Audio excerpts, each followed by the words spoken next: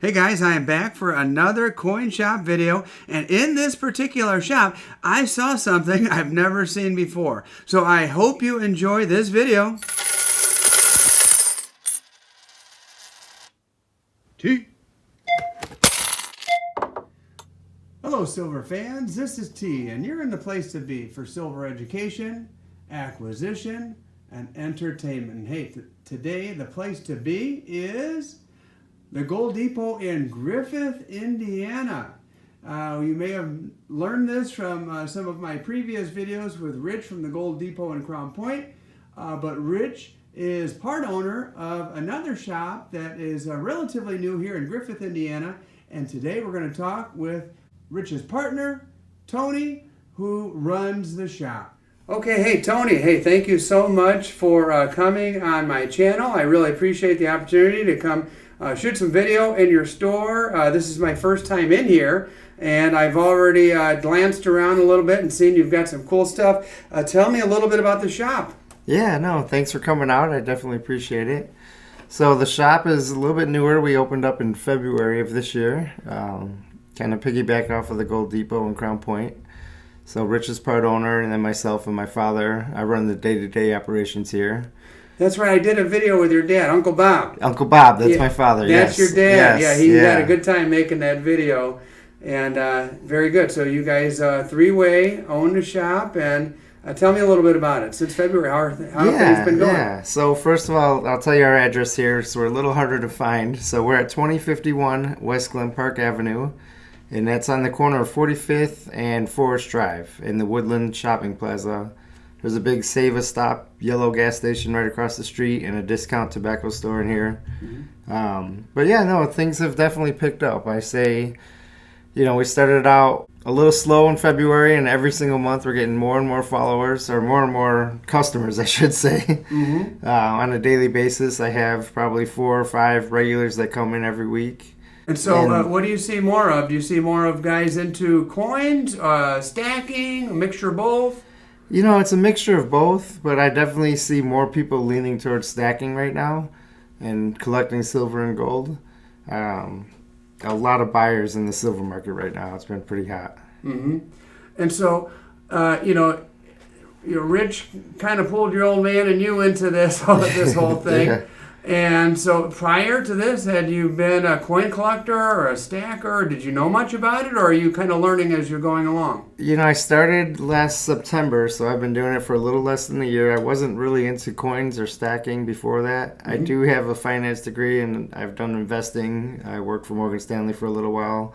So I've done other types of investing in the stock market, but I really started stacking in the last year, and just learned a lot about the business and a lot about stacking since that time, and working with Rich for a while now. So whatever comes in the door, I mean, it's pretty much, it seems like your option to, collect it or flip it and sell it to the next guy coming. What kind of things do you personally stack? What's your favorite? Silver. Silver's my favorite. I definitely lean towards that. I really like the intricacies of the bar. The rounds, the different types of rounds that are out there. I think you start out learning about it, the value of it. Started with kind of junk silver and things of that nature, but the more and more I get into it, it's become more of a hobby and more collecting. Very good. Since you've had this place, what's the craziest thing you've seen walk in the door? I know, probably every day, you never know what's going to be walking in the door. Have you seen anybody making big sales or gigantic purchases or anything weird or out of the ordinary? Some of the coolest things I've seen are I'm really into the coins, so I like that. I've had some colonials come in through the door. Okay. Some old stuff from late 1700s, early 1800s. Holy smokes. Yeah, those are really cool. Fractional currency, things of that nature.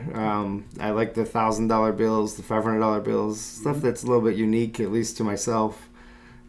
Stuff you don't see every day, that's for sure. Yeah, stuff you don't see every day. So, we see all kinds of stuff. Sports memorabilia. It's hit and miss, every single day. Spot price today, I think, we've been taking a little bit of a beating lately, and it's down to, I think, didn't it level off around 25 something? Yeah, I think right now it's about 25.40. Okay, So it's- 25.40. So It's kind of been hovering between that $25 and $26 for at least about a month now. I'd say, So hey, what are generics going for today? So our generics are going to start around $29 and up. Okay. Uh, So about a $4 premium for generics, which it's nice to see that coming down. I remember at one point in time it was quite a bit higher than that for everything, above and beyond spot price, and it's good. You could see that continuing in that direction, where maybe we get back down to quote unquote normal, and generics are back to like a buck over spot or something.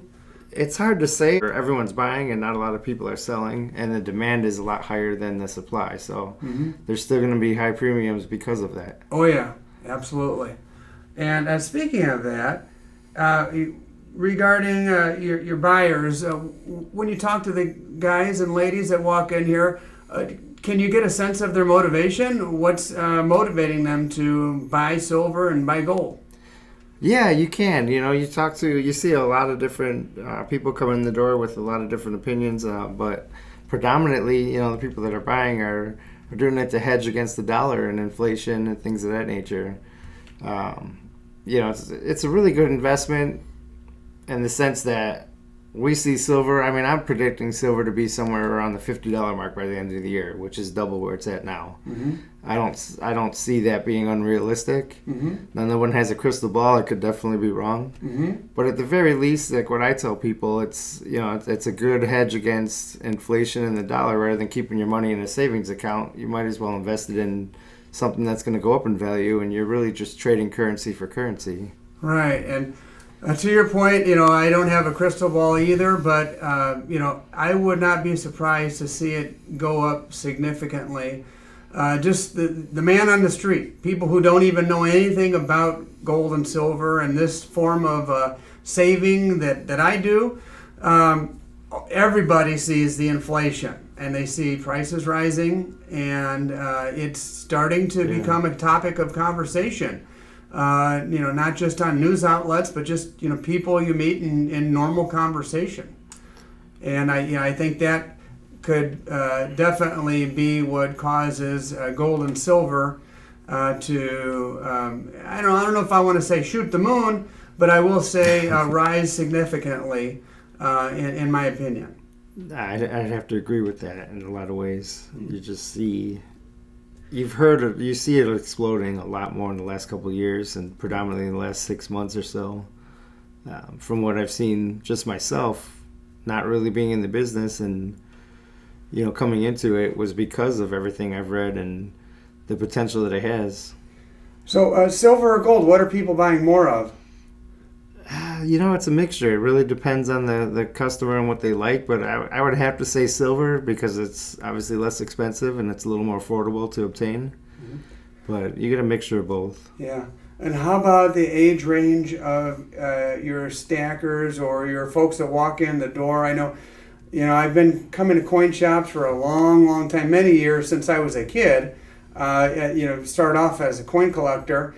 And usually it was older people, and even today when you go to coin shows, it's a lot of older people, but seems like a little bit of influx of youth into the movement. And have you seen any of that here? I would say a lot more influx with the youth. I mean, my average buyer is probably somewhere in their late 20s to early 40s. At this shop, I would say. The older buyers that are coming in, a lot of those people are coming in to sell more than to buy. Okay. But I see a giant influx of a younger crowd and millennials and coming in to purchase and leaning towards investing into silver. In fact, it's kind of cool. I've got a father and his son who's 7. Oh. And he's teaching him about coins, and they've been coming in almost every single day. And the son will save up his allowance or birthday money. He's only 7, but he comes in just today. He bought some steel pennies. He had $1 with him. But he's bought, and he wants to save up and buy this vintage bar here. But he's really getting into it. So it's really cool when you see young kids like that getting into it. Oh, absolutely. It gives you hope for stacking, the future of stacking. Coin collecting, I don't know. Do you see, many people into coin collecting as much as they are stacking. I kind of wonder if that's going to be like kind of a dying hobby, kind of like go the way of stamp collecting. Who collects stamps anymore? That's a good question. From what I've seen in this shop, it's more towards silver than the coins. Mm-hmm. That could be because I have more silver and a larger variety, and I tend to push that maybe. Mm-hmm. Or I don't even want to say push that, but I want to say more people coming in looking for silver. Mm-hmm. The coins, it's still there, but not as big. Mm-hmm. Now you've been at this for a while, and anybody who starts a new business is going to take a few lumps along the way. Have you learned any lessons along the way? That you could share with my audience that might be able to benefit from you being so immersed in it every day and learn from your lessons. I have. Unfortunately I've bought in some fake gold.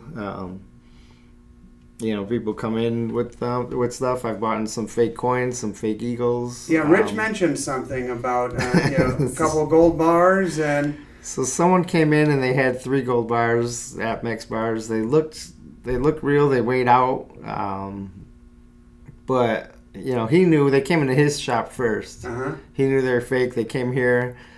And I had 2 other people in the shop, and I was kind of busy. It was later in the day, and I guess I just wasn't paying attention, and I purchased them. And then when they left, right as they left, maybe 3 minutes, I looked at them, and I was like, wait a second, these aren't real. Uh-oh. And it was more of a matter... That had to be a sinking feeling, my friend. Oh, God, yeah, trust me, it was. So. But, they went to the bank right away, and the bank called us and said, hey, they're here, is this check good? And I told them no, and I went over there and explained to them, hey, these are not real. And they said, well, we didn't know. So they were really nice about it. We got the check back and our money back, and because I did half and half. Okay. So it turned out to be okay. But I do see fake coins coming in, and they're getting really good. I mean, sometimes the only way you can tell is just by sticking it to a magnet. But other than that, I mean, the details on it. So you do have to be careful when you're purchasing stuff. You want to work with an LCS that you can trust.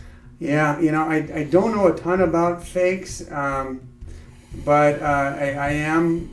Maybe that's one of the reasons I primarily shop at the Gold Depot in Crown Point, is because I know Rich knows his stuff, and so does Matt and the folks that work there, which makes me feel real confident. I haven't made like a Craigslist purchase or anything like that in quite a while. eBay I would worry about a little bit as well. So you always just want to be cautious. You want to work with someone that you can trust, and we have the tools to test the stuff and make sure that it's real, and we see it every day, so we tend to know you can spot fakes. You do see them out there. I mean, it's not a lot, but you just have to be careful. Yeah. Hey, any final thoughts to the viewers who are watching? Please come down and see us. Check out our shop here. We'd love to have you. We specialize in, like you said, gold, silver, coins. I have a lot of different collectibles as well, so we're not the normal coin shop, if you will. New Zealand Mint, we sell all the Disney, all the Star Wars, things of that nature. I'd love to have you come in and sit down, have a cup of coffee, look around, and hopefully we'll spark your interest in something. Yeah, one thing that I will say is that, no disrespect, you're just pretty much getting off the ground here. Your place is a little quieter than the Crown Point shop. Yeah. And, less traffic here. So what that really means is someone walks in, they'd get more personalized attention. You and I have only just met, but I could tell you're an easygoing type of guy, and I definitely would encourage my viewers from this side of town to come and check out Tony here at the Gold Depot North. Yeah, I appreciate it. Thank you very much. Thank you, Tony. I appreciate you coming on board. All right. Okay, guys, at the end of every episode, I show what I was able to pick up, and here at the Gold Depot North with Tony, a couple of 2021 ASCs, the new one, and my little girl's birthday is coming up real soon, and she likes turtles, so you see what I got. Okay, everybody, thanks for watching. We'll see you on the next one. T.